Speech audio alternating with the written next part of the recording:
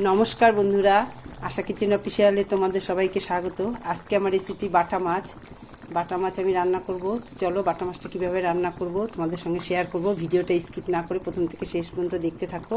আর একটা কথা বলি, আমার চ্যানেলটা খুবই ছোট, আমার চ্যানেলটা একটু সাবস্ক্রাইব করে দিও, পাশে থাকা নোটিফিকেশন বেলটি প্রেস করে দিও নতুন নতুন ভিডিও দেখার জন্য। তো চলো রান্নাটা শুরু করি।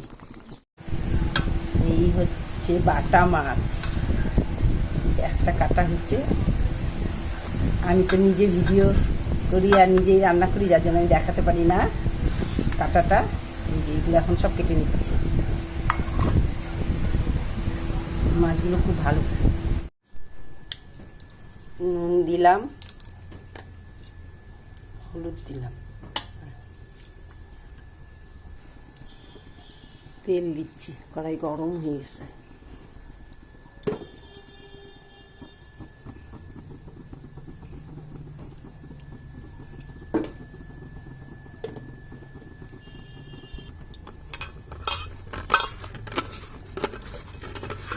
তেল, লবণ, হলুদ মেখে দিলাম ভালো করে।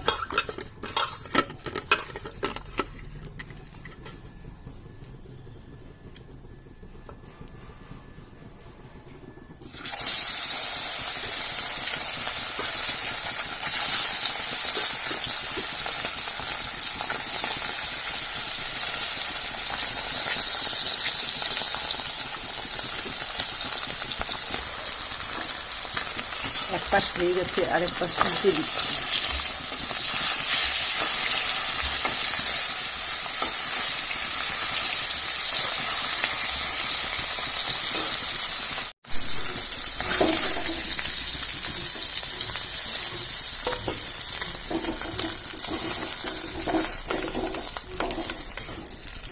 ভাজা হয়ে গেছে।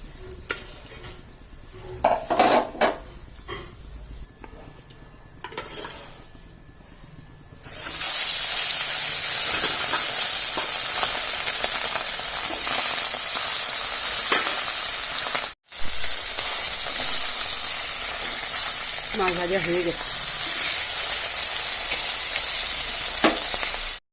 এখানে 1 চামচ জিরা আর এইটুকু আদা বেটে নিচ্ছি।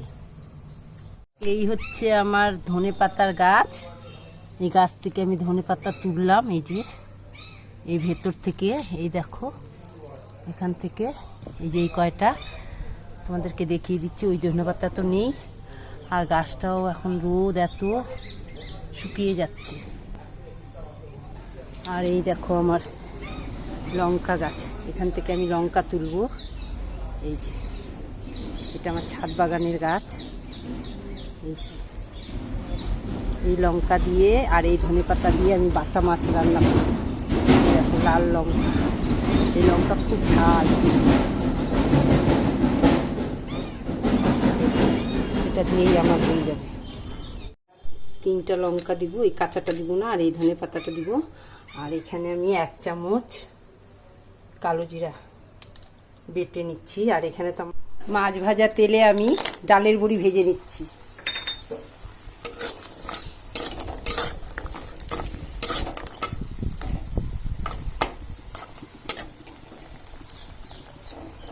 ডালের বড়ি ভাজা হয়ে গেছে। এই তেলের মধ্যে আমি লম্বা লম্বা করে কেটে নিয়েছি বেগুন, ভেজে নিব। নুন হলুদ মেখে লাল করে ভেজে নিচ্ছি।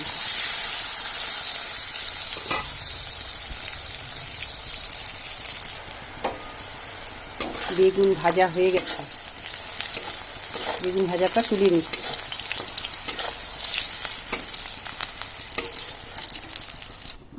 এই তেলে আমি কালো জিরা 1/2 টেবিল স্পুন আর একটা কাঁচা লঙ্কা ফোড়ন দিচ্ছি। কালো জিরা বাটাটা দিয়ে দিচ্ছি, আর জিরা আর আদা বাটাটাও দিয়ে দিচ্ছি।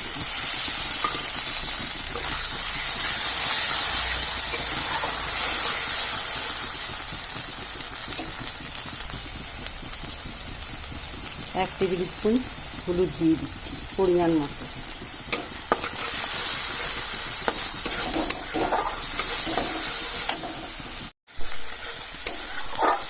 মশলাটা একটু কষাবো আমি সামান্য বাটিটা, মশলার বাটি ধোয়া জলটা দিচ্ছি।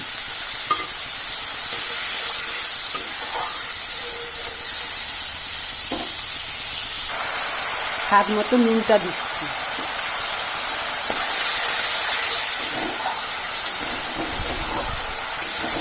এই ঝোলে আলুও দেওয়া যায়, আমি আলু দিলাম না। এই আলু বেগুন দিয়ে আর ডালের বড়ি দিয়েও খুব সুন্দর হয়।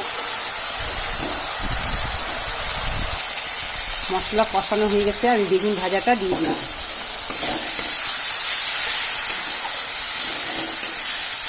এবার পরিমাণ মতো জল দিব, আর একটু জল দিচ্ছি।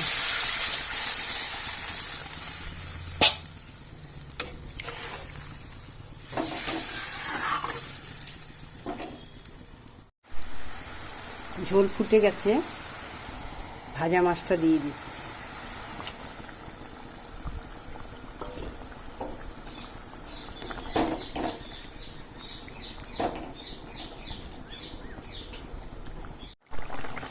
ভাজা ডালের বড়িটা দিয়ে দিলাম।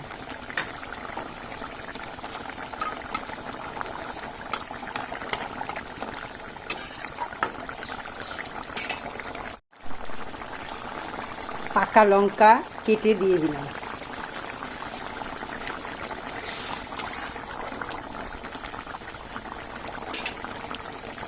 না আমার কমপ্লিট। একটু ধনেপাতা কুচি দিয়ে দিলাম। তোমাদের যদি রান্নাটা ভালো লাগে তো অবশ্যই একটা লাইক, শেয়ার, কমেন্ট করো। আর এইভাবে রান্না করে খেয়ে দেখো, খুব ভালো হয় খেতে। এটা অনেক পুরনো রান্না, এটা আমার ঠাকুমা করতো। আলু বেগুন দিয়ে ডালের বড়ি দিয়ে খেতে খুব ভালো হয়। এটা বোয়াল মাছ দিয়েও হয়। বাটা মাছ এমনি আমরা অনেক সময় অনেক রকম ভাজা, নানা রকম ঝোল খেয়ে থাকি সর্ষে বাটা পোস্ত দিয়ে। তো এইভাবে করলেও কিন্তু খেতে ভালোই লাগে। তো এইভাবে করে খেয়ে দেখতে পারো, খুব ভালো লাগে। তো আজকের মতো রান্না আমার এখানেই শেষ। টাটা।